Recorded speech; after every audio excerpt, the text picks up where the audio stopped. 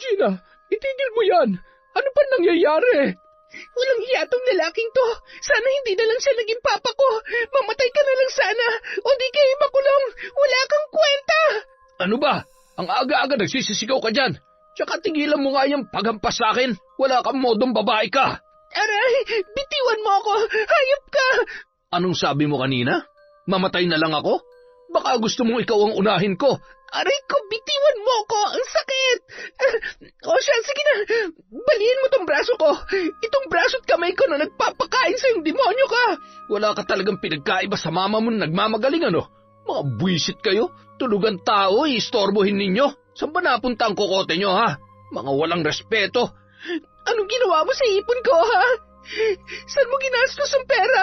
Wala ka na nga silbi tapos nanakawan mo pa ako. Ay naku, napakaingay mo. Sagutin mo ako pa. Saan mo ginastos yung pera? Huwag mo sabihin gumamit ka na naman. Sabog ka na naman araw-araw. Kitang-kita sa itsura mo. Naubos sa sabungan. Ano, nasagot ko na ba? Kaya kung pwede, hayaan nyo na akong matulog. Mga walang kwenta. Taon 2014. Cebu. Malayo pa lang ay dinig na ni Gina ang malakas na boses ng kanyang amang si Boboy. Sa tono pa lang ng lalaki ay halata na namang lasing yon. Napapikit na lamang ang dalaga at napabuntong hininga, habang bitbit sa kaliwang kamay ang plastik na naglalaman ng 2 kilong bigas. Nabili niya yon gamit ang perang kinita sa paglalabada. Nang makarating, walang pagdadalawang isip na pumasok sa loob ng bahay si Gina. Sa pagkakataong yun, kitang-kita niya ang inang si Telma na namimilipit sa sakit dahil sa pananakit ng kanyang ama. Sa ilalim naman ng lamesa ay naroon ang kanyang 2 taong gulang na kapatid. Iyak ng iyak ang bata habang nakatakip pa ang sariling tainga. Patigilan niyo na si Mama, ano ba? Ay, buti nandiyan ka na. Kanina pa kita hinihintay eh. Oh, ano na naman ang kailangan niyo? At saka, ba't naisipan niyo pang umuwi? Sana hindi na lang, wala naman kayong silbi dito eh. Anong sabi mo? Ulitin mo nga bastos ka? Wala kang modo ah. Eh ano naman ngayon kung wala akong modo? Karespe-respeto ba kayo? Abang yabang mo ah.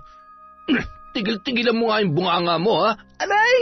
Bitiwan niyo po ang buhok ko, masakit! Buboy, bitiwan mo anak ko! Ako na lang ang saktan mo! Tumahimik ka dyan, Telma. Makakatikim ka ulit talaga sa akin. Ano yung ginagawa mo, pa? Tigilan mo ng pagkapakapa sa bulsa ko, wala akong pera. Binili ko na ng bigas, ano ba? Eh, wala pala kayong silbi. Sana nga pala, hindi na lang ako umuwi rito. Huwag na nga kayong umuwi. Hindi naman namin kayo kailangan. Tsaka, hindi ba't nagtatrabaho ka? Yung perang yun ang gamitin mo dyan sa mga bisyo mo. Nakakahiya ka. Aray! Bitiwan niyo nga ako. Ano ba? Hoy, baka nakakalimutan mong anak lang kita, ha? Ang lakas ng loob mong pagsabihan ako ng ganyan. Ano ba nakain mo? Ang tapang-tapang mo, ha? Wala akong nakain. Isa lang naman ang rason eh. Alam niyo ba kung ano? Pagod na ako sa inyo, pa. Nagsasawa na ako sa mga pinagagagawa nyo. Mula pagkabata hanggang sa lumaki ako ng ganito, ganyan ka na. Sino ba naman ang hindi magsasawa doon? Kumagabot kayo ng pera sa amin, akala mo laki-laki. Eh hindi nga makabili kahit 5 kilong bigas. Ang ingay mo. Pag di ako nakapagtimpi, baka kung ano magawa ko sa'yo. Ano? Papatayin niyo ako? Sige, patayin niyo ako. Ay nako, napakatigas mo talaga. Itong dapat sa'yo. Aray! Ang sakit! Hinablot ni Buboy ang buhok ni Gina at sinakal ang dalaga. Sa pagkakataong yun naman ay sinipa niya na ang kanyang ama kung kaya't siya ay nakawala. Aray ko! Walang hiya ka talagang babae ka! Mga buwisit kayo! Makalis na nga dito! Huwag na kayong babalik! Buti umalis na siya. Gina naman, bakit mo ba sinasagot-sagot ang papa mo? Pwede ba sa susunod, itiko mo na lang yung bibig mo para hindi ka na masaktan? Hanggang kailan ba tayo mananahimik, Ma? Hanggat maaari, huwag ka na lamang sumagot. Eh anong gagawin ko? Hahayaan ko siya nasaktan kayo? Hindi pwede yun, Ma. Lalo na ngayong buntis kayo. Ay, basta huwag ka na lamang makialam para hindi ka na pagdiskitahan ng papa mo. Umalis na kasi tayo rito, Ma. Iwan na natin siya. Hindi pwede. Wala tayong mapupuntahan. Babalik tayo sa Bohol. Di ba nandun yung mga magulang at mga kamag-anak nyo? Umalis na kasi tayo rito sa Cebu. Hindi ko na kaya. Wala tayong perang pamasahe. Tayo lang naman dalawang may bayad kasi si Dodong, 2 taon pa lang. Libre naman yata ang bata. Malaking halagang kakailanganin natin. Mag-iipon po ako. Huwag po kayo mag-alala. At saka, hindi naman yata ganun kamahal, ma, kasi malapit lang naman ang Cebu sa Bohol eh. Dito na lamang tayo. Magbabago rin ang papa mo. Bakit ba ang rupok-rupok nyo, ma? Kung kayo iniisip nyo may pag-asa pa magbago yan si Papa, ako hindi na. Wala akong nakikita. Umabot na lang ako sa edad kong to. Hindi ko pa siya nakitang nagtino o di kaya nagpakama. Hindi ako pwedeng bumalik sa Bohol. Po? Bakit po? Dahil tinakwil ako ng buong pamilya ko nung mabuntis ako ng papa mo. Matapos yun sabihin ni Telma ay agad niyang tinalikuran si Gina. Kinuha ng babae ang bata sa ilalim ng lamesa. Nanginginig pa yun sa takot at humihikbing yumakap sa kanyang ina. Napatingala na lamang si Telma sa bubong at nung mga oras na yun, bumalik ang mga alaala ng nakaraan. Kung paano siya itinakwil ng kanyang mga magulang nung malamang siya ay nagdadalang tao. 17 anyos pa lamang siya noon, habang si Boboy naman ay 25. Nang tinalikuran na siya ng kanyang pamilya, ay naroon naman ang lalaki. Nangako pa ito na hindi siya pababayaan. Kung kaya't naniwala naman si Telma at sumama sa Cebu, kung saan nakatira si Boboy. Sa kanilang pagsasama ay unti-unting nagbago ang pakikitungo nito sa kanya. Ang dati malumanay na asawa ay naging mapanakit. Madalas na rin itong umuwi ng lasing at ang malala pa ay hindi na nag-aabot ng pera. Sa pagkakaalam din niya ay gumagamit na rin ang lalaki ng ipinagbabawal na gamot. Ilang sandali pa napahinto si Telma sa malalim na pag-iisip nang biglang magsalita sa kanyang likuran si Gina.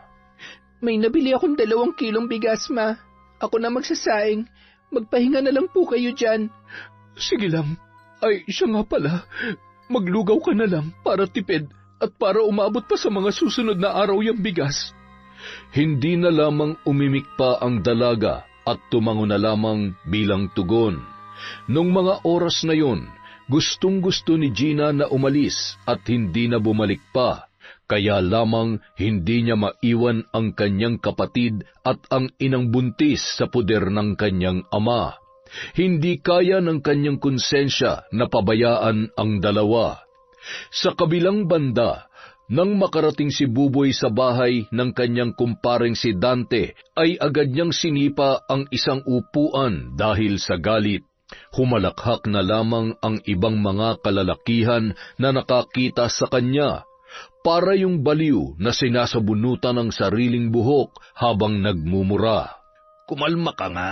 Ano ba nangyari sa'yo't nagkakaganyan ka? Para ka sinapian ng 5 engkanto dyan ah. Wala akong napala sa amin. Wala talagang kwenta ang mga tao dun. Jesus, high blood mo naman. O eto, pampakalma. Uy Dante, sigurado ka rito? Wala akong pera. Ay nako, ayaw mo ba? Tsaka huwag ka mag-alala. Nagpadala ng pera yung misis ko na nasa abroad. Ang totoo nga budget yung pampagawa ng bahay pero ako nandito kaya wala siyang magagawa. Ako masusunod kung saan ko manggastusin ang perang yan. Buti ka pa may naaasahang asawa. Ako wala Pero nagagamit ko naman siya sa kama. At nagpatuloy pa si Buboy sa paghalakhak. Napatitig pa siya sa isang maliit na pakete na iniabot sa kanya ni Dante. Sa pagkakataong yun, ang mga mata niya ay tila nagniningning. Nagmamadali siyang pumasok sa banyo at doon ay tahimik na ginawa ang kanyang kagustuhan. Kinabukasan, maagang nagising si Gina para magsaing. Nakita niya naman sa di kalayuan ang ama na pasuray-suray na naglalakad. Wala sa wisyo at nang makita ang dalaga ay napangisi pa yun. Ay nako, may tama na naman siya. Hoy, Gina, anong tinitingin-tingin mo dyan, ha? Tsaka ano yung binubulong-bulong mo? Ay, wala ho. Ang sabi ko, nakauwi na naman yung napakaresponsable kong ama. Bakit naman hindi ako uuwi rito? Bahay ko naman to, kaya hindi mo na yung dapat ipagtaka. Tumabi ka nga dyan, nakaharang ka sa daan eh. Ang laki-laki ng daan pa. Ay nako, umayos nga kayo sa paglalakad. Baka matumba pa kayo dyan at mabagok yung ulo nyo. Huwag naman sana, di ba? Anong sabi mo? Umagang-umaga, pinapainit mo agad ang ulo ko ah. Wala po yon. Ang sabi ko, baka sobrang dami niyang tutuli nyo. Kaya hindi nyo na ako marinig. Tsaka, kahit anong oras naman high blood kayo eh. Hindi na yun magbabago. Aba, napakapiloso pa mo talagang bata ka. Aray, bitawan niyo ang braso ko. Ang aga-aga, ang sakit, aray, pa. Pag narinig pa kitang sinagot-sagot ako, puputulin ko na yung dila mo. Kung ayaw mo makatikim, manahimik ka dyan, ha? Naintindihan mo? Opo. Aray. Mabuti yan. Ayoko pa naman ng mga taong matitigas ang ulot, mga bastos. Matapos sabihin yon ng lalaki ay malakas niyang itinulak ang kanyang anak. Namilipit pa sa sakit ang dalaga nang tumama ang kanyang likuran sa nakausling kahoy. Hindi naman siya napuruhan pero kitang-kita ang pamumula noon at pangingitim ng kanyang braso, dulot ng mahigpit na paghawak ng kanyang ama. Nang makapasok naman si Buboy sa bahay ay agad siyang nagtungo sa kwarto kung saan mahimbing na natutulog ang asawa at ang 2 taong gulang niyang anak. Telma, gising. Hoy, Telma, gumising ka sabi. Nakauwi ka na pala. Aray, bitawan mo nga ako, Boboy. Shh! Tumahimik ka nga. Baka magising ang anak mo. Tigilan mo nga yung ginagawa mo. Buntis ako, ano ba? Ay, sus, ano naman ang problema? Tsaka tatanggi ka ba o yung anak mong pagdidiskitahan ko? Hindi na lamang umimik si Telma sa ginawa ng kanyang asawa. Hinayaan niya na lamang yon para wala ng gulo at hindi nito saktan ang kanyang mga anak. Sa pagkakataong yun ay umiyak na lamang ang babae at iniisip ang sitwasyon. 2 buwan na siyang buntis kaya hindi niya maiwasang mag-alala sa kanyang kalusugan. Sa katunayan, 2 beses na siyang nakunan dahil sa pananakit at sa ginagawang kademonyohan ng kanyang asawa. Pero kahit ganoon ay umaasa pa rin siya na magbabago si Buboy. Samantala, dinig na dinig naman ni Gina ang pangyayari sa loob. Umiyak na lamang siya at kasabay noon ay ang pagsipa niya sa mga maliliit na bato dahil sa galit. Hindi niya maintindihan ang kanyang ina kung bakit tinatanggap nito ang ginagawa ng kanyang ama. Tila manhid na hindi nararamdaman ang pagmamalupit ng lalaki sa kanila. Naiintindihan naman ng dalaga kung bakit ayaw umalis ni Telma dahil yun sa wala silang mapupuntahan at baka sa kalsada na lamang sila pulutin.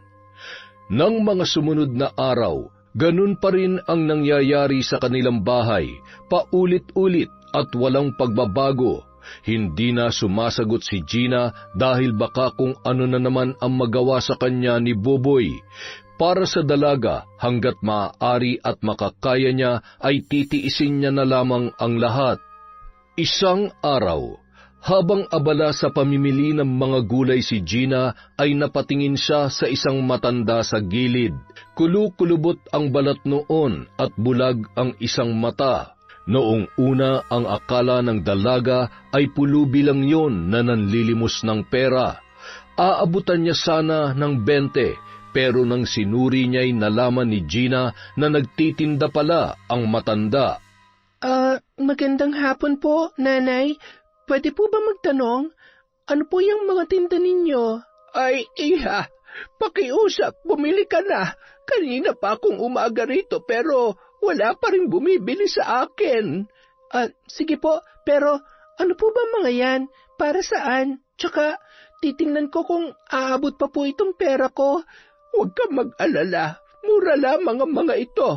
Siya nga pala, itong kamangyan, dinikdik na bawang, luya at kalamansi ay tig-30. Ito namang mga langis ko ay 60 lamang, kaya bumili ka na, iha. Sandali lang po para saan po ba mga yan? Yung mga kamangyan, bawang at luya, pati yung kalamansi ay mabisang panlaban sa mga aswang. Gagamitin mo lang ang mga ito sa pagpapausok tuwing sasapit ang 6:00 ng hapon. Dapat ikutin mo yung bahay ninyo ng usok para umalis ang masasamang elemento, espiritu at mga aswang. Ano po ba yung mga pinagsasasabi ninyo? Hindi na po uso yan ngayon. At saka, hindi naman mga masasamang elemento ang gusto ko mapali sa bahay, kundi po tao. Kung hindi ka naniniwala, abay, hindi kita mapipilit. Pero, sige, itong mga langis na lamang. Meron po ba kayong langis na para sa buntis? Yung pala ang hanap mo. Meron tayo niyan. Eto, kunin mo. 50 na lamang para sa'yo. Sino ba ang buntis? Ang mama ko po, 2 buwan na. Ay, ganun ba? Sige, makinig kang mabuti.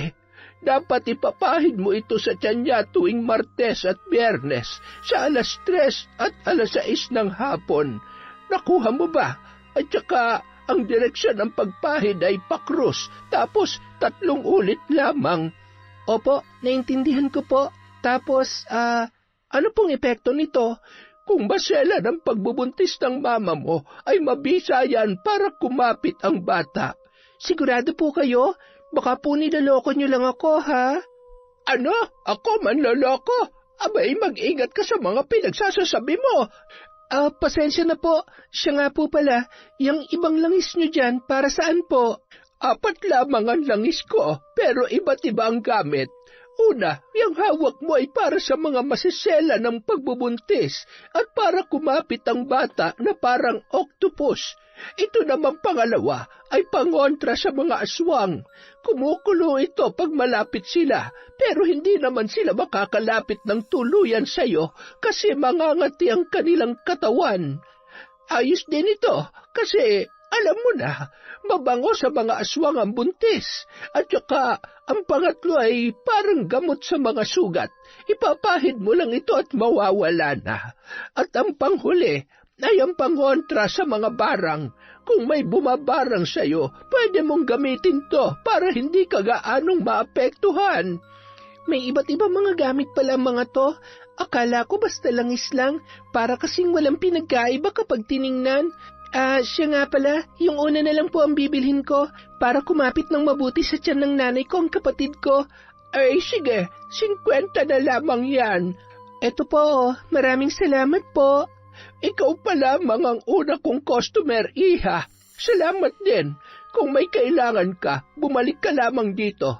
Pagpalain ka raw ng Diyos. Tumango na lamang si Gina sa sinabi ng matanda.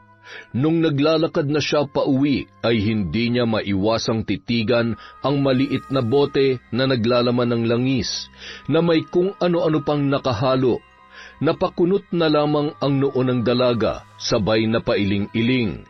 Hindi siya naniniwala sa mga pinagsasasabi ng matanda, pero bumili pa rin siya dahil naawa siya rito. 7:00 ng gabi nang siya ay makauwi sa kanila. Sa pagkakataong yon ay tahimik ang bahay at tila walang sigawan o di kaya'y mga nababasag na bagay. Nasanay na ang dalaga na maingay at magulo sa tuwing nandyan ang kanyang ama, kaya hindi niya talaga maiwasang manibago sa katahimikan. Nang pumasok na si Gina sa bahay ay naabutan niyang kalong-kalong ng ina ang kanyang kapatid na mahimbing na natutulog nung mga oras na yon. Sarap ng tulog ni Dodong Siya nga po pala, kumain na po ba kayo, Ma? Si Dodong tapos na, pero ako hindi pa. Hinintay kita Buti naman po, kasi may dala ko ritong adobong manok, bigay to ni Aling Fe, yung isa sa mga suki kong nagpapalabas sa akin. Ganun ba? Nako, salamat sa kanya. Bibihira lamang tayo makatikim ng ganyan. Kaya nga po Ma, may ibibigay po pala ako sa inyo. Kunin niyo po ito. Langis? Para saan ito? May matanda kasing nagtitinda ron sa may palengke, mga halamang pangontra kuno sa aswang at barang. Ewan ko ba, madami pa siyang binibenta, pero sabi niya, ipahid nyo lang daw yan sa tiyan nyo tuwing Biyernes at Martes, alas 3 at saka alas 6 ng hapon. Ang pagpahid daw parang nakakrus lang ang direksyon at 3 ulit. Di, panlaban to sa mga aswang? Hindi po para yan sa masasela ng pagbubuntis, mas pinapakapit daw niya ng bata sa sinapupunan. Basta, yun po ang sabi niya. Ganoon ba? Akala ko naman ay pang-aswang. Sa tagal ko na kasi rito wala naman akong naririnig na ganoon. Naawa lang po talaga ako dun sa matanda, kaya ako po binili yan. O, siya sige na, kain na po tayo. Ipasok niyo na lang muna si Dodong sa kwarto. Siya nga pala, si Papa nasaan? Hindi pa po ba siya umuwi? Umuwi yun kanina. Kinuha yung sirang TV tapos umalis din kaagad. Dinala niya yung TV? Sa bagay, dapat pa ba akong magulat? Halos lahat naman ng gamit natin dito sa bahay binenta niya na para lang makabili siya ng bisyo niya. Hayaan na lang natin siya, Gina. Hindi na lang ako magugulat, na balang araw, ibebenta niya rin yung kitty niya para lang sa bisyong yan. Ako na nagmamakaawa sa'yo. Huwag mo sanang iparinig yan sa kanya. Isumbong na lang kaya natin siya sa pulis para makulong na at magtanda. Gina naman, makakaya ba ng konsensya mo na ipakulong ang tatay mo? Bakit naman po hindi? Siya ba nakukonsensya sa mga ginagawa niya sa atin? Kahit pagbali-balik ta rin pa ang mundo, ama mo pa rin siya. Kahit kailan hindi siya nagpakaama sa amin, Kaya sana tigilan niyo na yung pagdidepensa sa kanya. Matapos yun sabihin ni Gina ay tinalikuran niya na ang kanyang ina. Pagod na siyang marinig mula sa mga bibig noon ang pagtatanggol sa kanyang ama. Ama ko no, grabe, ako na nga tumatayong ama rito sa bahay. Ako yung gumagawa ng paraan para lang kumita at makakain kami. Halos mabulok na nga yung kamay ko kakalaba. Bugbog sarado na yung katawan ko kakatrabaho, habang yung walang kwenta kong ama, ayun, nagpapakasaya lang. Sana all walang problema. Bulong na lamang ni Gina sa sarili habang nagsasandok ng kanin. Hindi niya mapigilang magalit at mainis noong mga oras na yon, lalo na't para siyang nagmumukhang masama sa paningin ng kanyang ina.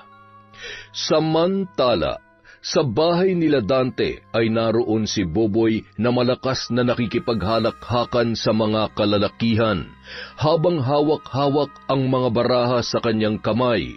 Sa kanyang harapan naman ay may lamesa at sa gitna noon, naroon ang perang ipinampupusta sa sugal. Naglalaro sila ng Lucky Nine nung mga oras na yon. Kasabay ng pagbaba ng karamihan sa kanilang mga baraha ay ibinabari ni Boboy ang sa kanya. Nang makitang talo na naman siya ay agad yung nagmumura dahil ang perang kinita niya sa pagbenta ng sirang TV ay naubos na. Buisit na buhay naman talaga to. Dinadayaan niyo yata ako Ano ka ba naman, Boboy? Kalmahan mo nga lang. Paano ako kakalma kung ubos ng pera ko? Nakakainis naman talaga eto, Bir. Inumin mo. Huwag ka lang magwala rito. Sige na, salamat. Pero, meron ka ba dyan? Alam mo na yung tinutukoy ko. Baka naman, may tira-tira ka dyan. Pahingi naman, parang Dante Wala pang padala yung misis ko, pare. Kaya, wala pa akong budget ngayon. Pero pag meron na, huwag ka mag-alala. Hindi ako magdadamot sa'yo. Kilala mo naman ako. Para kasing gusto ko talaga ngayon, pare. Nako. Kasalanan mo rin naman yan. Inubos mo kasi yung pera mo dyan sa sugal. Lagi ka nalang umaasa na baka manalo. Pero kita mo, maski yata piso sa bulsa mo, wala na. Malas talaga, Buisit na araw to. Puro na lang kamalasan. Uuwi na nga lang muna ako. Baka may makuha pa akong pera dun sa anak ko. Pasensya ka na, pare. Visit din kasi yung mga kapatid ng misis ko Kung ano-ano ang pinagsasasabi nila sa kanya. Kaya eto tuloy, delayed yung padalan ng pera sa akin. Hindi na lamang umimik si Buboy at iniwan si Dante na pinagmumumura ang asawa na nasa abroad dahil hindi pa yon nagpapadala ng pera. Sa kabilang banda, mahimbing na natutulog sina Telma at Gina pati na rin ang bata. Nabulabog na lamang ang tatlo nang may malakas na pagkatok sa pinto. Sinabayan pa yon ng pagsigaw. Ako na lang ang magbubukas. Matulog na lang kayo ulit. Pero, Ma... Gina, sumunod ka na lang pwede. Para wala ng gulo. Nakakahiya na sa mga kapitbahay. Siguradong lasing na naman kasi yan o kaya may amats na naman eh. Huwag niyo siyang pagbuksan ng pinto. Hayaan niyo siya matulog sa labas, Ma. Ikaw matulog ka na. Kahit anong mangyari, huwag kang makikisali para hindi kayo pagdiskitahan ng papa niyo. Padabog na lamang na humiga si Gina at nagtalukbong. Ang kapatid niya naman ay sumiksik na lamang sa kanyang tabi habang nakatakip sa sariling tainga. Si Telma naman nagmamadaling binuksan ang pintuan. Sa pagkakataong yon ay agad na hinablot ni Boboy ang buhok niya at agad din siyang dinuro-duro. Bakit ba ang tagal-tagal mo magbukas? Leche talaga kayong mga tao rito, oh. Ilang minuto na akong pinapak ng lamok dun sa labas. Mga wala kayong kwenta. Bitiwan mo ako, Boboy. At saka, alauna na ng madaling araw. Nakakahiya sa mga kapitbahay natin. Natutulog na sila. Jesus, bakit ba ako mahihiya? May ambag ba sila sa buhay ko? Wala naman, di ba? Wala. Narinig mo yon? O siya, sige. Wala na silang ambag pero hinaan mo lang yung boses mo. Ba? Ang sexy mo naman kapag ganyan ka magsalita. Sinasadya mo ba yan para hindi ako magalit? Mabuti naman, lalo na talo ko ngayon sa sugal. Buti pa paligayahin mo na lang ako para hindi na ako mabwisit. Hindi na lamang umimik si Telma sa ginawang panghahalay ni Buboy sa kanya. Hinayaan lamang ng babae ang asawa na gawin ang kanyang kagustuhan para hindi na magsisigaw o magwala pa yon. Nung mga oras na yun naman ay kitang-kita ni Gina kung paano binababoy ng kanyang ama ang kanilang ina. Nagpapanggap lamang siyang tulog para sa katahimikan. Tinakpan din niya ang mata ng kanyang kapatid para hindi nito makita ang kalaswaang ginagawa ng kanilang ama. Kinaumagahan, maagang gumising si Gina para maglinis at makapagluto. Naabutan niya pa sa sala si Buboy na naninigarilyo, habang hawak-hawak ang kutsilyo at itak. Kinabahan ang dalaga sa kanyang nasaksihan, kung kaya't iniwasan niya na makipagtalo o makipag-usap sa kanyang ama. Baka kasi uminit na naman ang ulo nito at siya ang pagdiskitahan. Gina, hoy, kunin mo nga yung 2 drum sa likod tapos linisin mo. Dapat malinis na malinis, ha? Ayokong may makita kahit konting lumot doon. Ano pong gagawin niyo doon, Pa? Dami naman tanong. Sundin mo na lang yung inuutos ko. Opo, Pa. Pasensya na po. Nagmamadaling sumunod si Gina sa utos ni Buboy. Nilinis niya ang 2 drum at siniguradong walang lumot na makikita roon. Nang matapos ay inilagay niya yon sa harap ng kanilang pintuan. Pa, eto na po. Ay siya, sige. Magsahin ka na ron at nagugutom na ako. Itong mga drum po, dito lang po ba? Bakit? May sinabi ba akong ibalik mo sa likod? O dalhin mo kung saan? Wala naman, di ba? Oo nga po pala, Pa. Meron po ba kayong pera dyan? Kahit po 20 lang, pambili ng sardinas, pang ulam? Bah, hihingan pa ako nitong buwisit na to. Wala akong pera. Tsaka umalis ka na nga sa harapan ko. Wala po kasi tayong ulam, Pa. Tapos yung asin at toyo naman, ubos na rin po. Wala ako kahit piso, kaya wag mo akong busitin. Pasensya na po, Pa. Nagmamadaling tumalikod si Gina at iniwan ng ama na abala sa paghahasa ng kutsilyo. Nagtataka man ay hindi na siya nag-usisa pa. Nang matapos sa pagsasaing ay agad na pumasok ang dalaga sa kwarto. Tiningnan niya sa ilalim ng kama ang 2 alkansya. Ang isa ay naglalaman ng mga papel na pera at ang isa naman ay puro barya. Ipon niya yon para sa binabalak na pag-alis at pag-iwan sa kanyang ama. Dito na lang ako sa barya kukuha. Ay, may gulay nga akong nabili kahapon pero aanhin ko naman yon kung wala naman asin, mantika, toyo at kung ano-ano pa. Ay Diyos ko, ang hirap naman ng buhay na to. Agad na kumuha ng tuwalya si Gina na ipinambalot sa alkansya. Dahan-dahan siyang lumabas at hindi gumawa ng kung anong ingay para hindi maistorbo si Buboy. Nang tuluyan ng makalabas ay nagmamadali siyang nagpunta sa isang sari-sari store. Binasag niya naman ang alkansya at pinambayad sa mga pinamili. Nang matapos ay agad na siyang umuwi. Naabutan ni Gina na gising na ang kanyang ina at ang kapatid nito na si Dodong. Oh, nasan po si Papa, Ma? Nandito lang yun kanina eh. Ang akala ko naman ay nagpang-abot kayo, lalo na't ilang minuto pa lang mula nung umalis siya. Hindi po, pero natanong niyo ba sa kanya, Ma, kung anong gagawin niya dun sa mga drum? Ibebenta niya raw, pati yung itak at kutsilyo. Hindi na nga ako nakialam baka kung ano pang magawa niya sa amin. Walang hiya talagang tatay na yun, oo. Uubusin niya lahat ng mga gamit dito sa bahay. Sa susunod sabihin niyo, ibenta niya na rin yung mga damit niya. Hindi ko gusto yung mga lumalabas dyan sa bibig mo, Gina, ha? Ano bang gusto niyo marinig, Ma? Purihin ko siya na ang sipag-sipag niyang ama, mapagmahal at responsable. Yun ba? Ma naman, bakit ba ganyan kayo? Pagod na ako sa pagtatanggol niyo sa kanya. Huwag naman kayo magbulag-bulagan sa mga ginagawa niyang kalokohan. Ang akin lang naman, huwag kang magsalita ng hindi magaganda laban sa papa mo. Ano ba dapat? Hindi ko na kayo maintindihan eh. Sa totoo lang, hindi ko naman na nararamdaman na meron pa akong ama kasi mula pagkabata hanggang sa lumaki ako, hindi na siya naging ama sa akin. At saka, yung anak pinoprotektahan, hindi sinasaktan. Bukod pa ron, kung nasa katinoan pa siya, hinding-hindi niya hayaang magtrabaho ko, Ma. Pero ano, wala siyang kwenta. Sarili niya lang ang iniisip niya. Taste lang muna tayo, Gina. Magbabago rin ang papa mo, magtiwala ka sa akin. Kung kayo kaya niyong tiisin siya, ako hindi. Hanggang kailan ba kayo aasa na magbabago siya, Ma? Basta magdasal na lamang tayo sa Diyos, anak.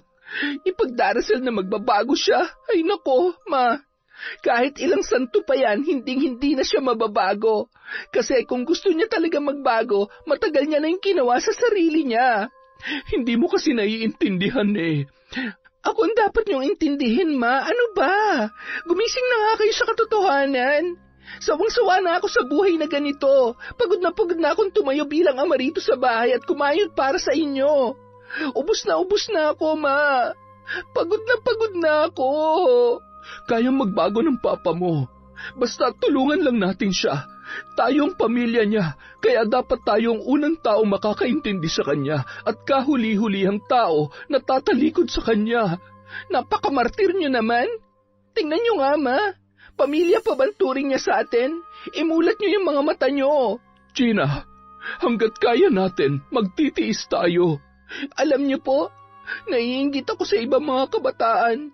Sila nakakapag-aral, may mabuti at responsableng ama. Samantalang ako, eto, nagtatrabaho sa murang edad kasi yung papa ko walang pakialam. Ay, sige naman, kumain na nga lang tayo. Marami pang magpapalabas sa akin ngayon. Tahimik na lamang na nagpunta si Gina sa kusina at doon ay inihanda ang kanilang kakainin. Walang imikan na nagsalo-salo sa hapagkainan. Nang matapos ay agad na umalis ang dalaga.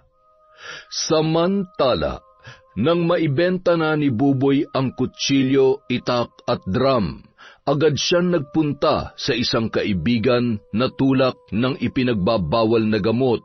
Bumili siya roon ng 2 pakete at pagkatapos ay nagpunta kina Dante. Aba, ang aga natin ngayon ah! Ano pare? Halika na. Nako, baliw. Wala akong pera ngayon. Meron akong dala dito. Halika na, tara sa loob. Oy, bawal tayo dito sa bahay. Sa ibang lugar na lang. Nandun kasi sa loob ang mga pamangkin at pinsan ng asawa ko eh. Baka pag nahuli nila tayo hindi magdadalawang isip na tumawag ng pulis yung mga yan. Oy, sige, dito na lang tayo sa may ilog. Sa may kubo doon. Sige. Mauna ka na ron para hindi tayo paghinalaan. Tanging-tango lang ang isinagot ni Buboy sa kanyang kaibigan. Nagmamadali pa siya nagpunta sa may ilog at doon hinintay si Dante. Kinagabihan, 8:00 na ng gabi nang makauwi si Gina sa kanilang bahay. Ilang minuto lang ay sumunod naman si Buboy. Lasing na naman ang lalaki at halatang wala ng tama ang tinira nila kanina. O, anong tinitingin-tingin mo dyan? Tusukin ko yung mata mo eh. Hay nako, nasapian na naman ang kademonyohan. Anong binubulong-bulong mo dyan, ha? Wala, may narinig ba kayo? Nako, kumain na po kayo. Ang hirap pakisamahan ng taong nalipasan ng gutom. Ano bang ibig mo sabihin, ha? Baliw ako? Baka gusto mong dumugo yung bibig mo. Pa naman, pwede ba tumahimik ka na lang? Kahit ngayon lang oh. Aba, inutos-utusan mo pa ako, ha? Leche kang bata ka. Aray, ang sakit. Ano ba? Ano bang ginawa ko sa inyo at sinuntok niyo na naman ako? Wala talaga kayong kwentang ama. Ipagsandok mo ako. Dapat pagbalik ko rito, nakahanda na, ha? Naintindihan mo? Nang talikuran na siya ng kanyang ama, ay kaagad na pinagsisipa ni Gina ang upuan. Napahawak pa siya sa kanyang panga na namumula, dulot ng pagsuntok sa kanya ni Buboy. Ilang minuto lang ay naririnig na naman ng dalaga ang pangahalay ni Buboy sa kanyang ina. Napapikit na lamang siya at bumuntong hininga bago umalis. Nagpunta si Gina sa malapit na plaza at doon natulog. Ilang minuto lamang ay bumuhos na ang ulan. Pero binaliwala lang yon ng dalaga. Hindi siya sumilong, bagkus ay nahiga pa rin habang ninanamnam ang malamig na tubig. Sana tamaan na lang ako ng kidlat para wala na akong problema. O di kaya hindi na lang sana ako magising bukas. Nakatulog na ang dalaga kahit siya ay basang-basa. Bago makatulog, umiiyak pa yon. Pero hindi halata sapagkat humahalo ang luha sa tubig ulan. Kinabukasan, nagising na lamang si Gina dahil sa ingay ng paligid. Nagpalingon-lingon pa siya para suriin ang lugar. Agad naman niyang napansin ang matanda na nakaupo sa may gilid habang nakalatag ang mga paninda nito. Buhay pa pala ako? Malas naman oh. Lola, pamilyar ka. Kayo po ba yung nasa may palengke? Ay, pasensya ka na, iha. Pwede bang lumapit ka? Bulag kasi itong isa kong mata, habang itong isa naman ay malabo na. Ganoon po ba? Siya nga po pala, nagtitinda ka rin po ba sa may palengke? Nakabili na yata ako sa inyo ng langis noon. Ay, oo, naalala na kita, iha. Ikaw yung unang customer ko nung araw na yon. Kaya pala sabi ko ay parang pamilyar ang boses mo. Gina nga po pala ang pangalan ko. Ay, kay gandang pangalan. Ako naman si Lucia, iha. Ikinagagalak kong makilala ka. Ay, oo nga pala. Kumusta na ang mama mo? Mabisa yung langis, ano? Sa tulong po nung langis nyo, ayos lang naman po siya. Bakit po pala ang aga nyo dito sa plaza? At saka, akala ko sa palengke kayo pumupwesto. Hindi. Kung saan merong mamimili at hindi ako pagbabawalan, doon ang lugar ko. Kailangan kong makapagtinda para sa anak kong may kapansanan. Ano po bang diferensya ng anak ninyo? Hindi siya nakakalakad. Ang malala pa, hindi rin siya nakakapagsalita. Mula bata pa'y ganun na siya. Kahit anong mga gamot na ang ginawa ko, hindi ko pa rin siya magawang pagalingin. Mas mabuti po yatang ipatingin nyo na siya sa doktor. Nako, wala akong tiwala sa mga doktor na yan. Siya nga pala, ano nangyari sa pisngi mo? Mukhang namamaga. Wala po. Nabangga lang po ako kagabi. Malakas po yung tama, kaya eto, mukhang namamaga nga. Sigurado ka ba? Nako, medyo malala yan. Halika, umupo ka rito at gamutin natin yan. Wag na po, Lola. Nakakahiya naman. Wala akong pambayad sa inyo. At saka, makakaabala lamang po ako. Ay nako, ayos lang yon. Sige na, umupo ka na rito. Sinunod na lamang ni Gina ang utos ng matanda. Ginamot siya nito gamit ang langis at kung ano-ano pang mga halamang gamot. Tahimik lamang ang dalaga hanggang sa matapos yun. Salamat po, Nanay Lucia. Walang anuman. Oo nga pala, masayang damit mo. Dito ka lang ba natulog? Wala ka bang bahay na mauuwian? Meron naman po akong mauuwian pero kagabi dito lang po talaga ako natulog. Wala po kasi akong magawa magulo po sa bahay. Kahit gaano pa yan kagulo, uuwi at uuwi ka pa rin. Kaya nga po sige na po, mauna na po ako. Salamat po ulit, Lola. Magpalit ka agad ng damit pag uwi mo, ha? Opo. Ay, teka, sa palengke at sa plaza lang po ba kayo nagtitinda? Oo, tuwing Sabado at Linggo doon ako. Tapos Lunes hanggang Biyernes ay dito naman. Ganoon po ba? Pag may oras po ako pupuntahan ko kayo rito o kaya sa palengke. At saka, saan po pala kayo nakatira? Diyan lang sa likod ng abandonadong simbahan. May nakatira pala ron? Oo, kaming dalawa ng anak ko. Wala nang ibang kubo dyan. Nag-iisa lamang. Sige po, kita na lang po tayo sa susunod. Salamat po ulit, Lola. Pagkatapos yun sabihin ni Gina ay nagmamadali na siyang umalis. Kinakabahan siyang makipag-usap sa matanda, lalo na't usap-usapan ng mga tao na ang nakatira sa likod ng abandonadong simbahan ay mangkukulam. Marami ring nagsasabi na aswang din daw yun, kaya sa takot ng dalaga ay mabilis niyang pinagpagan ang kanyang sarili. Ginamot-gamot pa ako. Diyos ko, binilhan ko pa si Mama ng langis. Ay, sorry Lord. Chismis lang naman kasi yun ng mga tao, pero paano kung totoo ngang aswang siya? Aba, ayoko namang lumipad-lipad sa gabi, no? Kung mangkukulam naman, baka may biglang lumabas na kung ano-ano sa bibig ko. Basta, ilayo niyo na lang po ako sa mga ganon. Bulong ni Gina sa kanyang sarili habang naglalakad papauwi. Ilang minuto lang ay nakarating na siya sa kanilang bahay. Hindi pa man nakakapasok ang dalaga ay agad na siyang kinausap ng kanilang kapitbahay na si Benedict. Gina, pwede ba kitang makausap saglit? Bakit po, kuya? Mga 5 buwan na rin kasi kayong hindi nag-aabot sa amin ng bayad sa kuryente.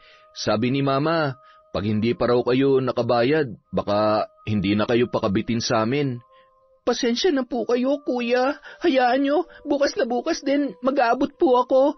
Sige lang, tsaka sorry talaga kung naniningil kami ha. Kailangan na kailangan din kasi namin ng pera ngayon eh.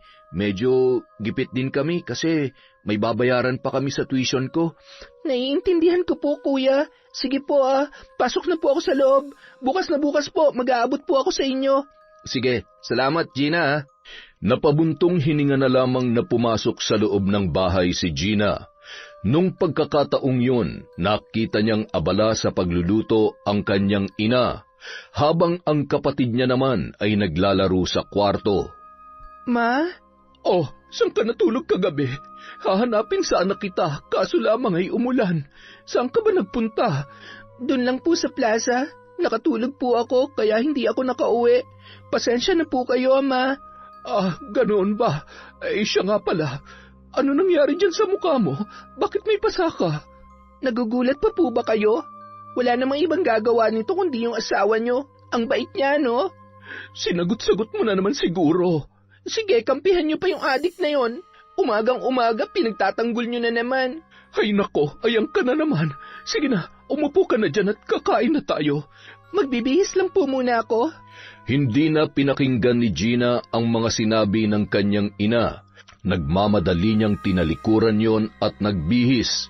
Ilang minuto lang ay lumabas na rin siya upang saluhan sa umagahan ang kanyang nanay at kapatid. Nang matapos ay umalis na ang dalaga upang magtungo sa mga kabahayan na nagpapalaba. Samantala, maagang nagpunta si Boboy sa bahay nila Dante. Binalitaan kasi siya ng kaibigan na isasabong ang manok nito. Oh, Boboy, aga mo Anong oras ba tayo pupunta dun sa kabilang barangay, pre? Mga 10:00 pa. Ano, may pampusta ka ba sa manok ko? Aba, ako pa ba? Oo naman. Naks naman Saan mo na naman nakuha yan? Huwag mo sabihing nagbenta ka na naman ng mga gamit ninyo. Sus, sikretong malupit yon. Ano akala mo sa akin? Di marunong dumiskarte. Pero hindi ako nagbenta ng mga gamit ngayon, ha? Halos wala na nga mapakinabangan sa bahay, eh. Kung ganon, saan mo nakuha yung pera mo? Basta, di mo na kailangan magtanong. Nagnakaw ka, no? Parang ganon na nga. Wow, grabe, lupit mo, pre! Siyempre, kailangan din nating dumiskarte paminsan-minsan. Patawa-tawa na lamang si Dante sa mga sinabi ng kanyang kaibigan. Nung mga oras na yon ay inihanda na nila ang mga manok na dadalhin sa sabungan. Kinagabihan, paika-ikang naglalakad si Gina habang bitbit ang plastik na naglalaman ng ulam. Hindi niya mapigilang mapapikit dahil sa sakit ng mga binti na parang kinukuryente. Pauwi na siya nang maramdaman niya ang pamamanhid na yon. Samantala, Gina, ayos ka lang? Opo, Kuya Benedict. Medyo sumakit lang tong binti ko. Ang layo rin kasi ng nilalakad mo, eh. Pwede ka namang sumakay ng tricycle. Sanay na po ako, tsaka dagdag gastos lang po yun. Pauwi ka na, di ba? Sabay na tayo. Pauwi na rin ako, eh. Mauna na po kayo, Kuya. Magpapahinga lang muna ako saglit. Hintayin na kita. Huwag ka mag-alala. Hindi naman ako nagmamadali. Ay, salamat po. Siya nga pala, yung bayad ko sa kuryente, pwede po bang bukas na lang? Sige lang. Pasensya na po kayo kung hindi kami nakakapagbayad sa kuryente. Ang hirap po kasi, alam nyo naman na yung papa ko, napakabait at napakresponsable. Ay nako. Sorry din kung naniningil kami, Gina, ha? Hirap kasi kami ngayon, eh. Yung ibabayad mo, gagamitin namin pandagdag sa school. Naiintindihan ko po. Huwag po kayong mag-alala. Bukas na bukas din, magbabayad po ako. Ay, tara na, Kuya. Medyo okay na ako. Nawala na yung pamamanhid. Sige. Sigurado ka ba? Opo, tayo na. tahimik na lamang na nagpauna si Gina sa paglalakad hanggang sa makarating na sila sa kanilang bahay. Nagpaalam muna siya kay Benedict at sinabihan ulit na magbabayad siya ng kuryente kinabukasan. Nang pumasok na ang dalaga ay agad niyang nakita ang kanyang kapatid at ina na kasisimula pa lamang sa paghahapunan. Buti nakauwi ka na. Halika na rito at kumain. Tamang-tama, may dala akong kare-kare. Bigay po ito ni Aling Emma. Abay, grasya na naman. Sige, umupo ka na dito. Himala, ang tahimik ngayon. Nasaan po yung asawa nyo? Kaninang umaga, hindi ko siya nakita. Maagang umalis yon kanina at hanggang ngayon ay hindi pa umuwi. Sana hindi na siya umuwi. Gina, ayan ka na naman. Ayaw niyo po ba ng ganito, Ma? Yung walang sigawan? Kasi ako gustong-gusto ko po yung ganito. Ano ka ba? Kumain na lang tayo. Sige na, itiko mo na yung bibig mo. Ay nako, pasensya na kayo, Ma. Tahimik na lamang silang kumain at iniiwasang pag-usapan ang kanilang padre de pamilya. Nang matapos ay nagpahinga muna ng ilang saglit. Isang oras ang lumipas ay natulog na si Gina at ang kapatid nitong si Dodong, habang si Telma naman ay abala sa paghuhugas ng kanilang pinagkainan. Ilang minuto lang ay nagulat na lamang ang babae nang may biglang kumalabog sa labas. Nagmamadali siyang nagtungo roon. Ay nako, Buboy, ikaw lang pala yan. Ba, ang ganda mo yata ngayon ah. Sinadya mo bang magpaganda para sa akin, ha? Lasing ka na naman. Pumasok na tayo sa loob. Hoy, Telma, hindi ako lasing, no? Pero parang ganun na rin. Leche kasi yung si Dante. Walang hiya. Naubos yung pera ko sa pagpusta sa mga duwag niyang mga manok. Nagsayang ka na naman ng pera. Sana bumili ka na lang ng bigas na pakinabangan pa natin. Hoy, babae! Nagmamagaling ka na naman? Sinesermonan mo ba ako, ha? Buwisit ka? Gusto mo bang makatikim nitong kamao ko? Hinaan mo nga yung boses mo. Natutulog ng mga bata. Jesus! Wala akong pakialam kahit magwala pa yung isa mong anak. Siya nga pala. Anong ulam? Ipaganda mo nga ako. Nagugutom na ako eh. Hindi na lamang umimik pa si Telma at sinunod ang utos ng kanyang asawa. Nang matapos ang lalaki, ay agad naman itong nagparaos sa kanya. Kinabukasan, maagang gumising si Gina. Nagmamadali siyang nagpunta sa kusina at nagluto. Nang matapos ay bumalik na siya sa kwarto. Naabutan pa niyang tulog na tulog ang kanyang mga magulang at ang kanyang kapatid. Pinagmasdan niyang mabuti ang mukha ni Boboy at ngumiwi. Ang amo ng mukha kapag tulog, pero kapag nagising gusto pa yatang agawan ng trono si Satanas. Bulong na lamang ng dalaga sa sarili at agad na hinanap ang alkansya sa ilalim ng kanyang kama. Hindi niya yun makita kung kaya't agad niyang ginising ang ina para tanungin. Ma, gising, ma. Oh, bakit? May problema ba? Nakita niyo po ba yung alkansya ko? Dito ko lang yun nilagay sa ilalim ng kama eh. Yung kulay green ba? Yung parang baboy? Opo, yun nga po. Nakita niyo ba? Ipon ko yun para sana pamasahin natin papuntang Bohol eh. Pero kailangan ko munang kunin yung laman nun para may pambayad tayo ng kuryente kina Kuya Benedict. Nakakahiya na kasi. Nakikikabit na lang tayo tapos hindi naman tayo nag-aabot kahit magkano. Nakita ko yun kahapon sa likuran eh. Nung umihi ako pero wala nang laman. Tingnan mo nga kung yun talaga. Nagmamadaling pumunta si Gina sa likod bahay at doon nga ay nakita niya ang kanyang alkansya. Galit na galit siyang bumalik sa kwarto, bitbit yon at ipinaghahampas sa kanyang ama. Gina, itigil mo yan! Ano pa nangyayari? Walang hiya tong lalaking to. Sana hindi na lang siya naging papa ko. Mamatay ka na lang sana. O di kayo makulong. Wala kang kwenta. Ano ba? Ang aga-aga nagsisisigaw ka dyan. Tsaka tigilan mo nga yung paghampas sa akin. Wala kang modong babae ka. Aray, bitiwan mo ako. Hayop ka. Anong sabi mo kanina?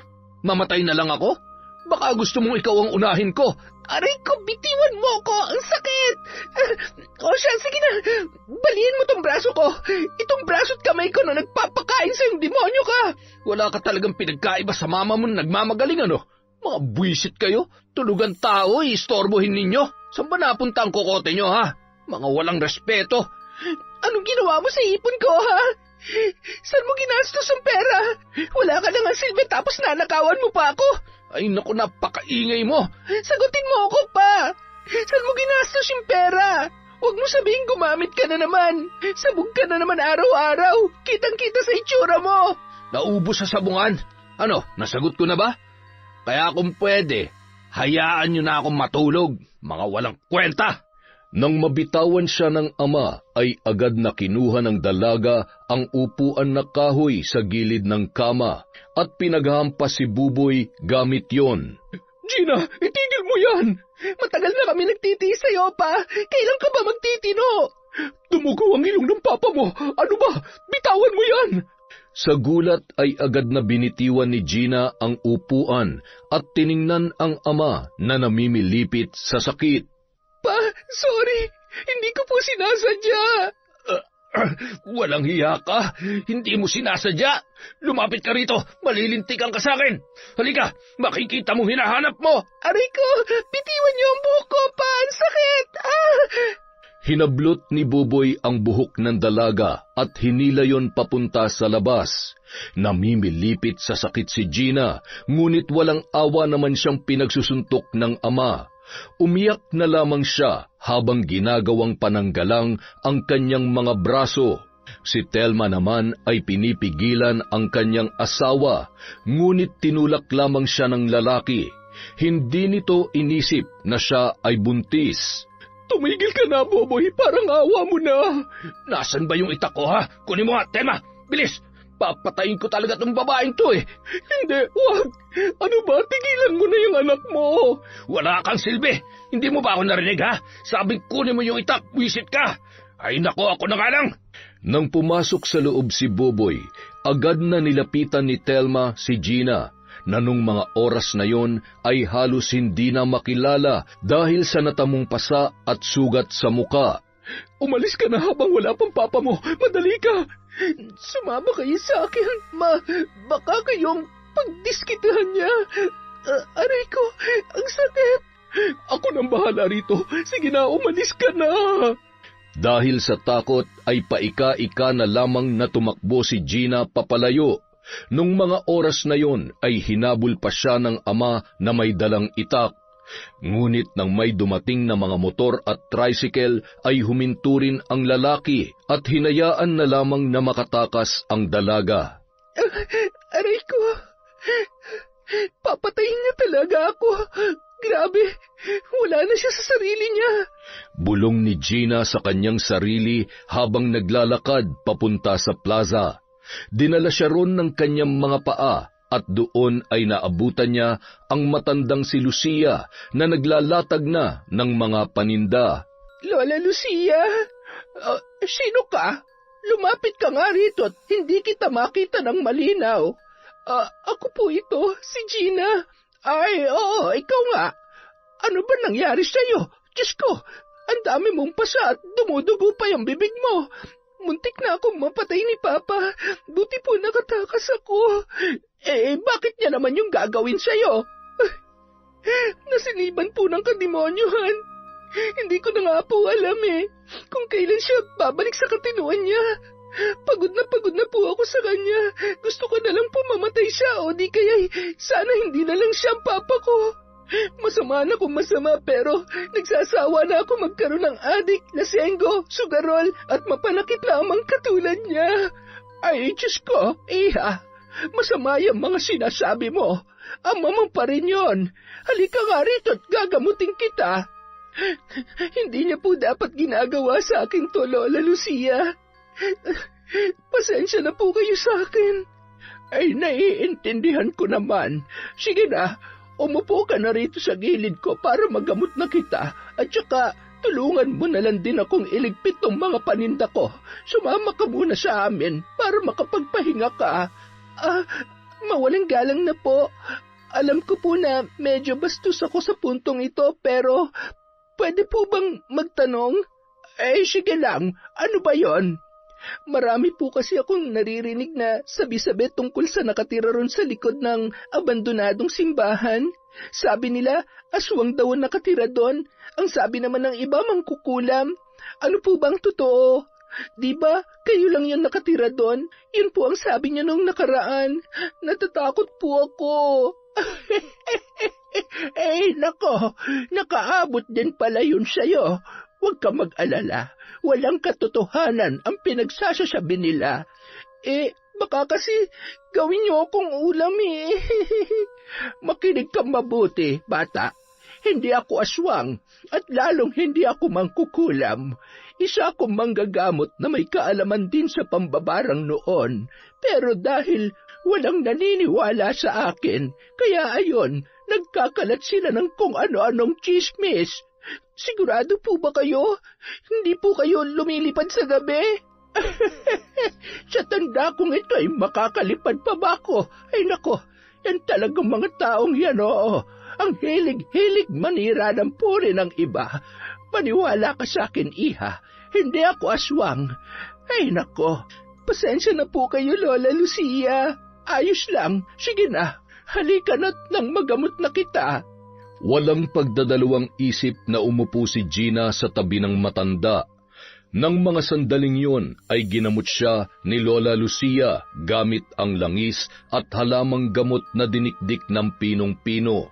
Nang matapos ay nagtulungan silang iligpit ang mga paninda at nagsimulang maglakad papunta sa likod ng abandonadong simbahan.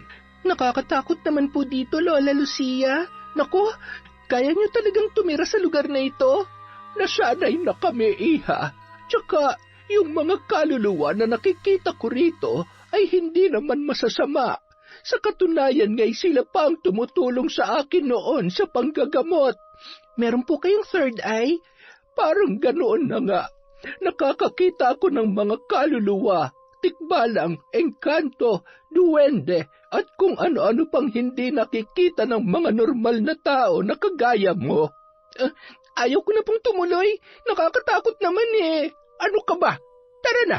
Huwag ka matakot. Nandito naman ako Sige po. Basta, bantayan niyo po ako, Lola, ha? Siya nga pala, meron po akong tanong. Sige, ano yon? Totoo pong may alam kayo sa pambabarang?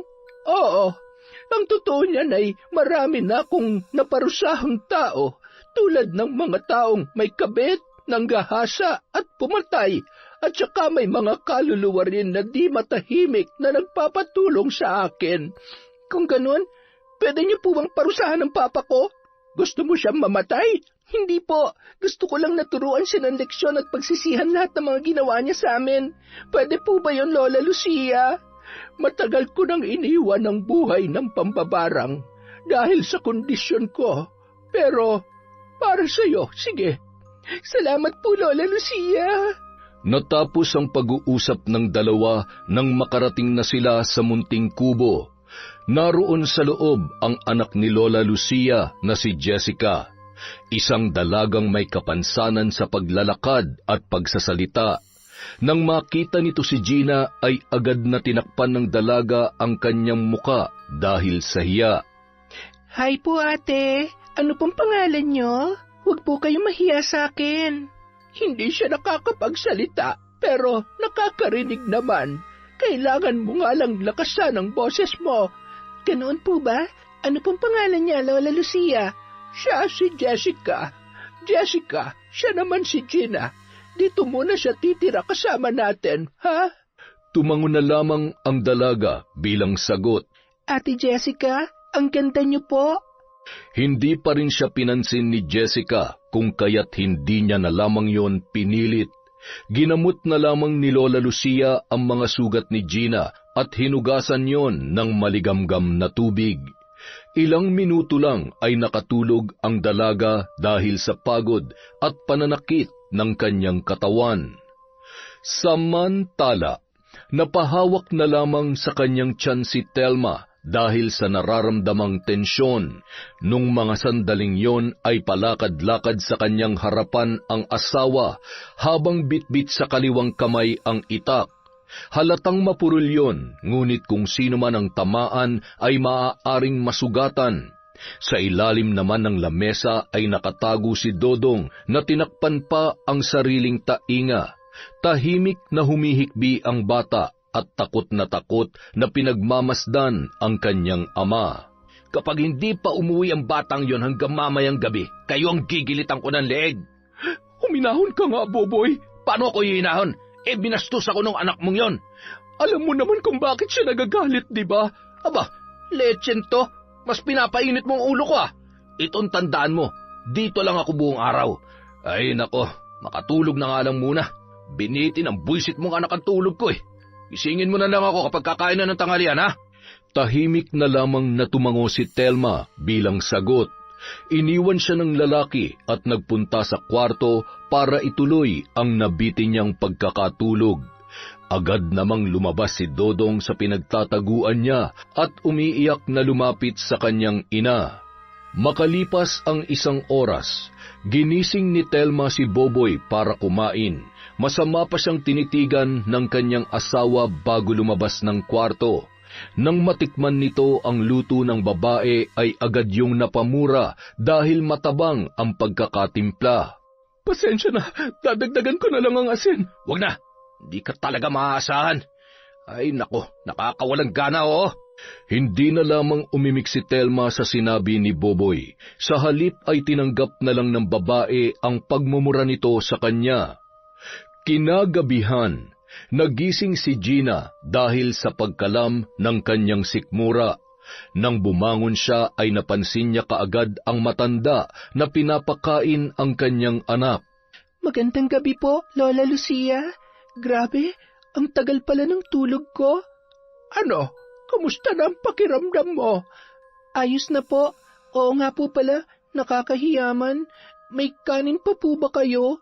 Nagugutom na po kasi ako Tingnan mo na lang dun sa kaldero. May ulam din sa lamesa. Ikaw na ang bahalang mag-asikaso sa sarili mo, ha? Sige lang po, salamat po.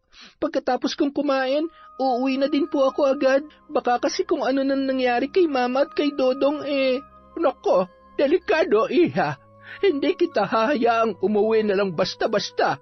Baka kung anong gawin sa'yo ng papa mo. Huwag kang mag-alala, tutulungan kitang maparusahan siya. Hindi ba't yun ang gusto mo?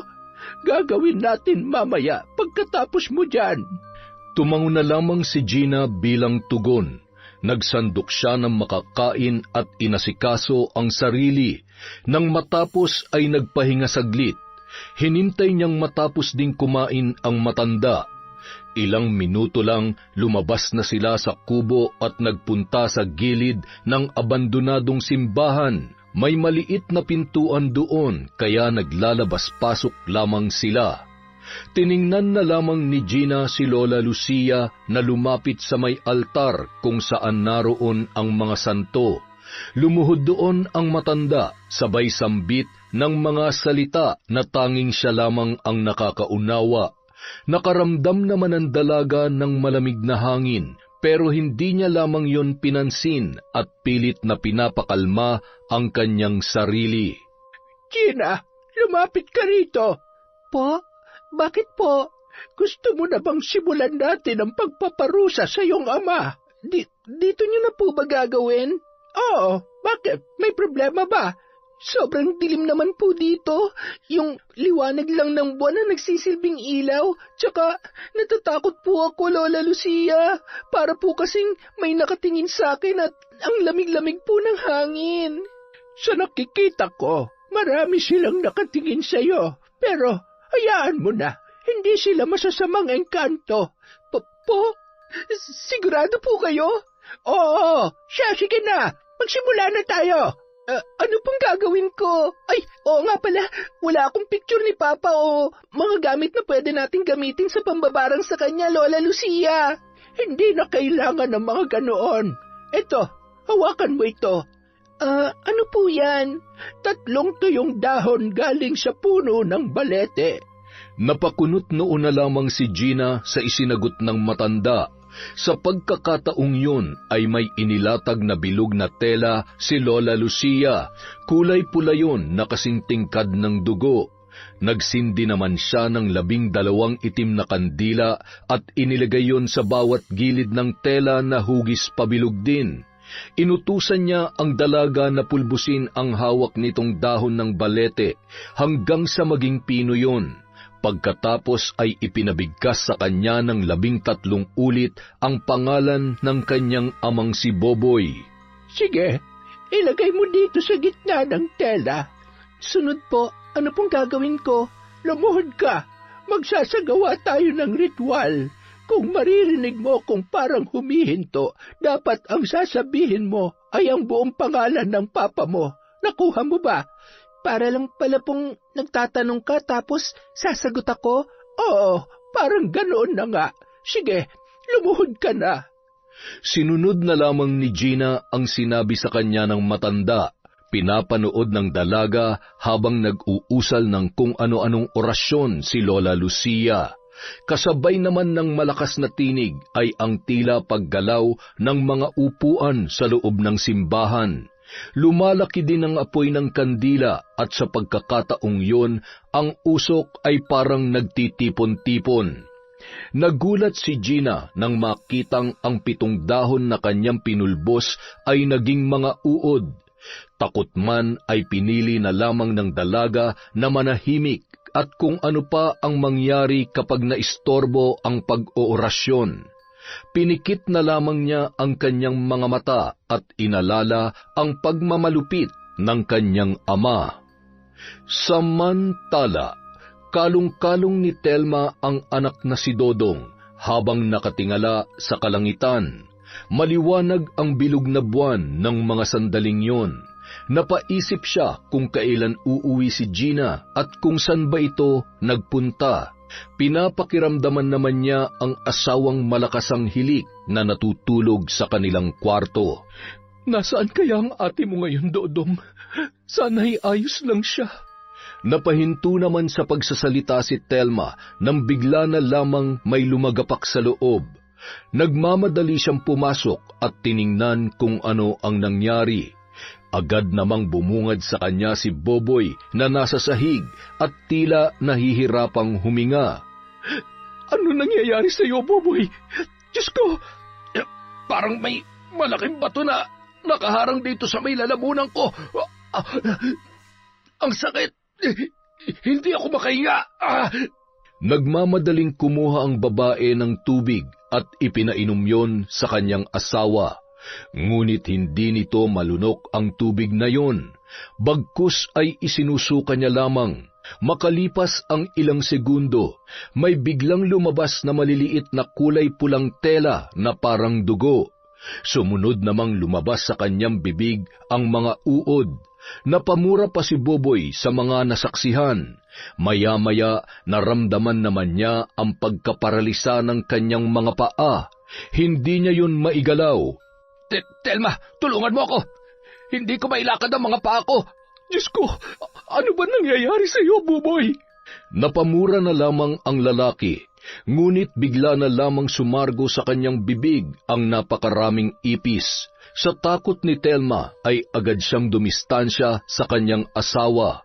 Nang mga sandaling yon, bigla namang parang kinuryente si Buboy dahil sa mainit na tumutulo sa kanyang katawan. Bigla siyang tinubuan ng mga pantal, tagihawat at kalaunan ay naging pigsa. Kung tititigan ay para na siyang lantang gulay sa sahig.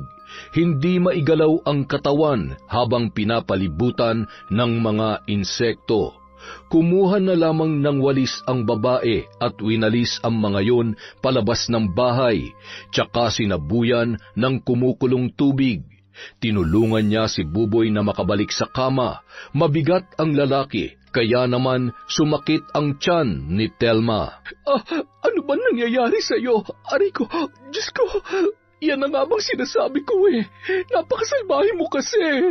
Gustuhin mang magmura at magsalita ni Buboy ay hindi niya na magawa dahil sa pananakit ng kanyang lalamunan at pagkakaroon ng maraming sugat sa labi. Sumirit ang dugo mula roon na kalaunan ay tila naging parang patak ng kandila.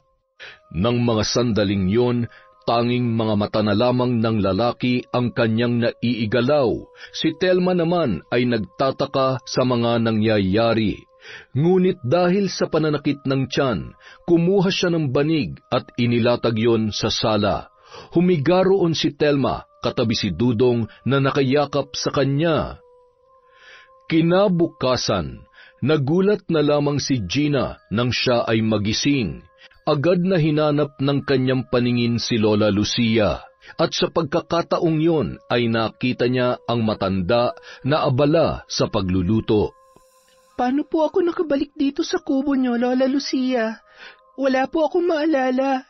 Nung maupos ang kandila doon ay nakatulog ka rin, pero ginising kita. Hindi mo yata naaalala dahil sa sobrang antok. Basta, magkasama tayong bumalik dito sa kubo kagabi. Ganoon po ba? Siya nga po pala, naupos yung kandila. Ibig bang sabihin, tapos na ang pagpaparusa niyo kay Papa? Hindi pa. Sa katunayan ay 12 araw ang epekto nung ginawa natin sa kanya. Pagkatapos ng 12 araw, magiging maayos na po ba ulit siya? Depende.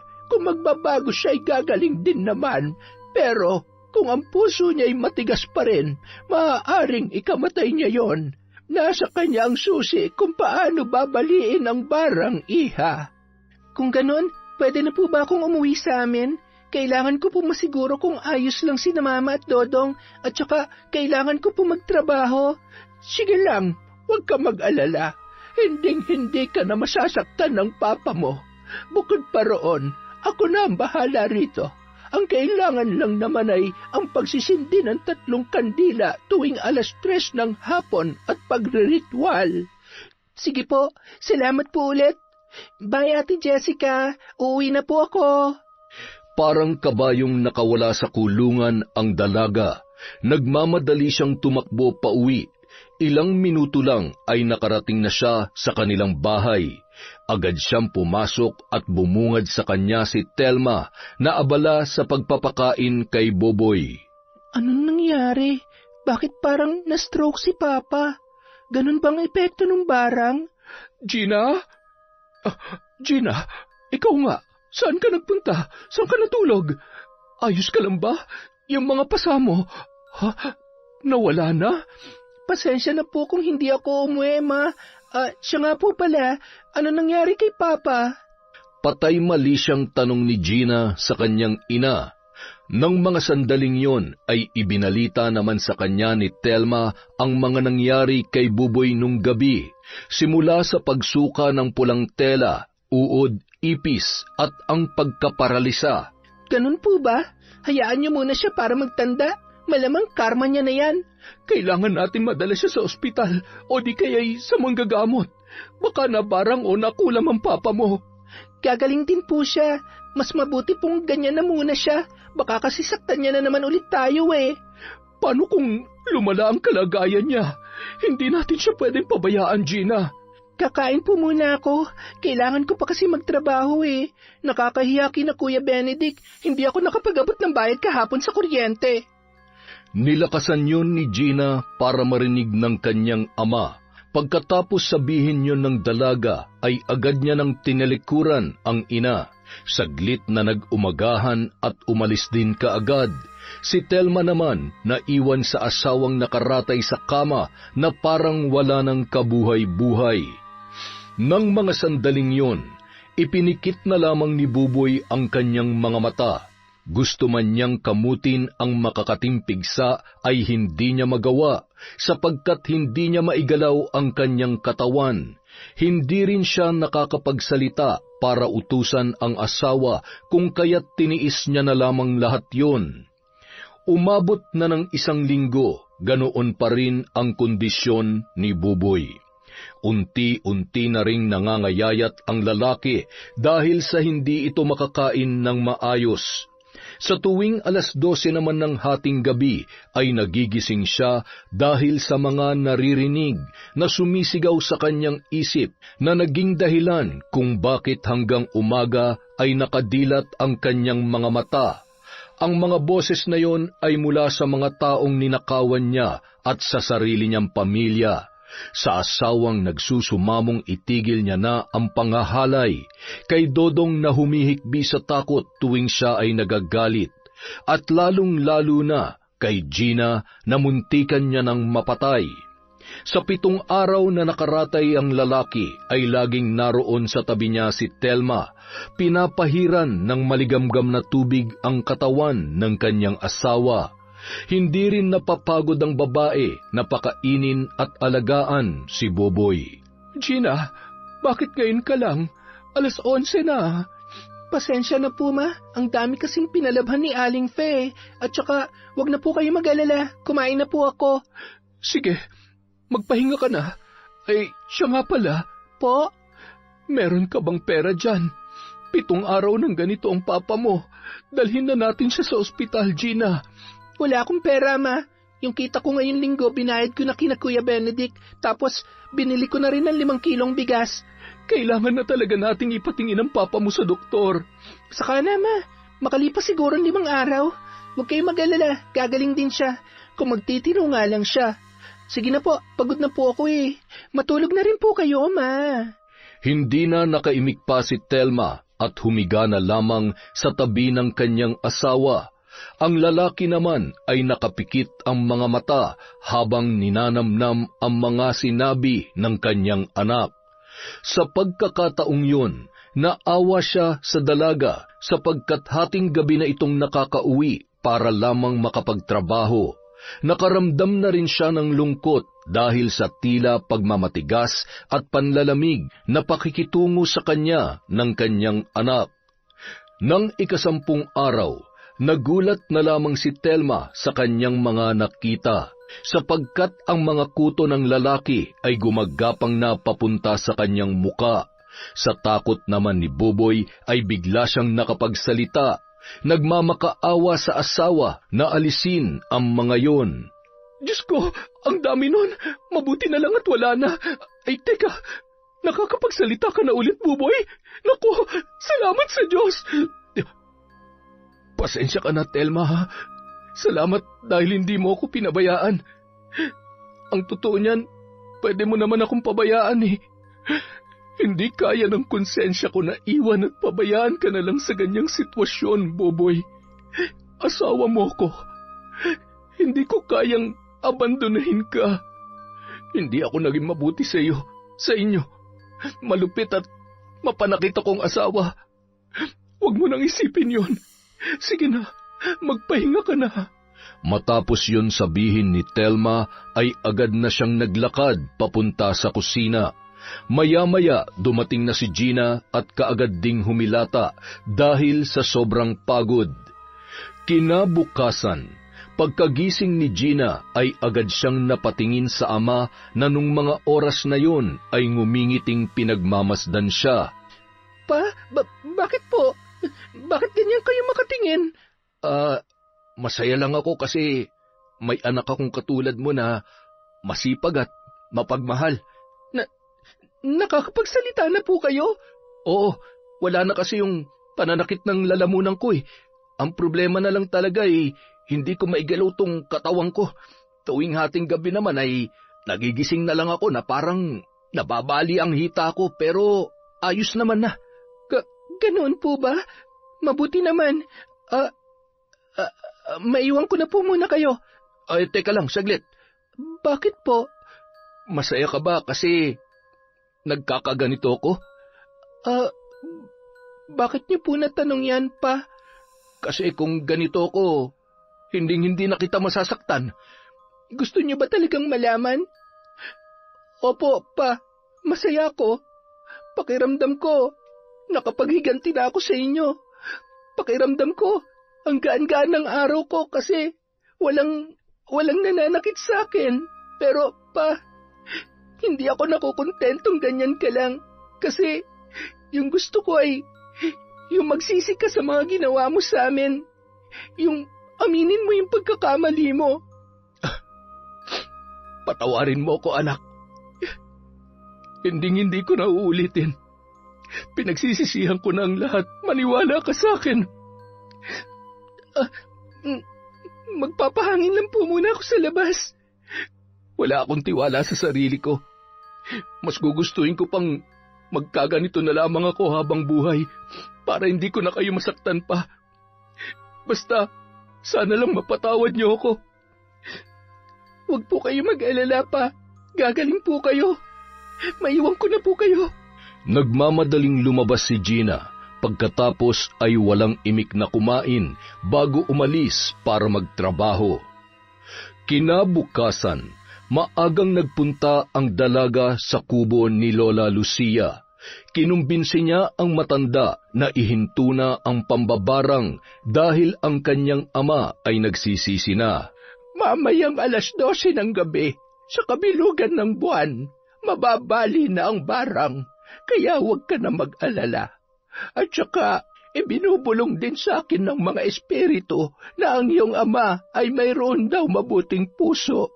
Naligaw lamang siya ng landas, pero hayaan mo na, dahil simula ngayon ay magbabago na siya. Maraming salamat po, Lola Lucia. Biyaya po kayo ng langit sa amin. Walang anuman, iha. Handa akong tumulong sa sino mang nangangailangan. Hindi na umimik pa si Gina at niyakap na lang ang matanda bago umalis sa kanilang kubo.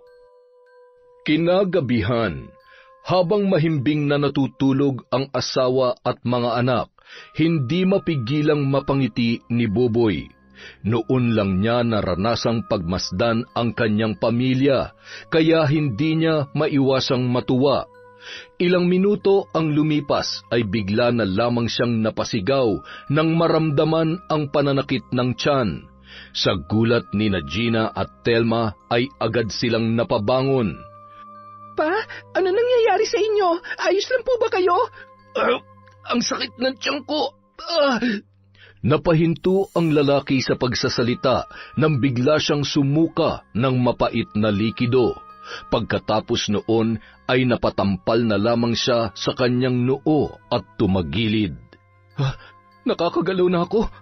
Telma, Gina, nakakagalaw na ako. Wala na rin yung mga pigsa. Tingnan nyo, magaling na ako. Nang sabihin yun ni Buboy ay agad na napaatras si Gina. Bakit? May problema ba? Bakit ka lumayo? Anak, hindi na kita sasaktan. Sigurado po kayo, pa. Pasensya na po. Hindi lang talaga mawala sa isip ko yung mga ginawa niyo sa akin noon eh. Walang pagdadalawang isip na tumayo si Buboy at niyakap ang kanyang anak. Nang mga oras na yun ay medyo masangsang pa ang amoy ng lalaki, ngunit tiniis na lamang yun ng dalaga. Kinabukasan, maagang gumising ang padre de pamilya upang ipagluto ang kanyang asawa at mga anak. Sinaway pa siya ni Telma nung mga sandaling yun at baka siya ay mabinat, lalo na't kagagaling niya lamang sa sakit. Ngunit nagpumilit ang lalaki at masayang inasikaso ang kanyang pamilya. O Gina, saan ka pupunta? Hindi ba't sinabihan na kitang huwag ka na magtatrabaho? Sayang naman po yung kikitain ko sa paglalaba pa. Kung magtatrabaho ka, magtatrabaho din po ako. Magtutulungan po tayo. Magpahinga ka na lang. Ako na munang didiskarte ngayon. Saan po kayo mag-a-apply ng trabaho? Nasa watchlist po kayo. Baka nakakalimutan niyo yun. Meron na. Sa construction. Kinausap ko yung papa ni Benedict kanina. Kaya ito, may trabaho na ako. Bukas na bukas makakapagsimula na ako. Talaga pa? Sigurado kayo? Mabuti naman. Basta siguraduhin niyo lang po na nagbago na kayo, ha? Hayaan mong patunayan ko sa iyo yon, anak. Huwag kang mag-alala. Tanging-tango na lamang ang naisagot ni Gina sa kanyang ama. Sa pagkakataong yun ay may duda pa rin siya kay Buboy. Ngunit pilit na pinatutunayan ng lalaki na siya ay nagbago na. Sa mga sumunod na araw ay nag-aabot na siya ng pera sa bahay. Lahat ng sahod ay binibigay niya kay Telma. Paglipas ng ilang buwan, ipinanganak na ni Telma ang kanyang sanggol. Babae yun. Sobrang tuwang-tuwa si Buboy nang makita ang kanyang anak.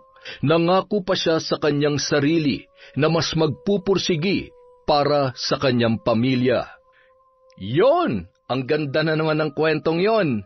Pasensya na po kayo, wala po tayong shoutout ngayon. Medyo nagahul na po sa oras. Babawi po ako bukas. Maraming salamat sa walang sawang pagsuporta sa Kwentong Enteng.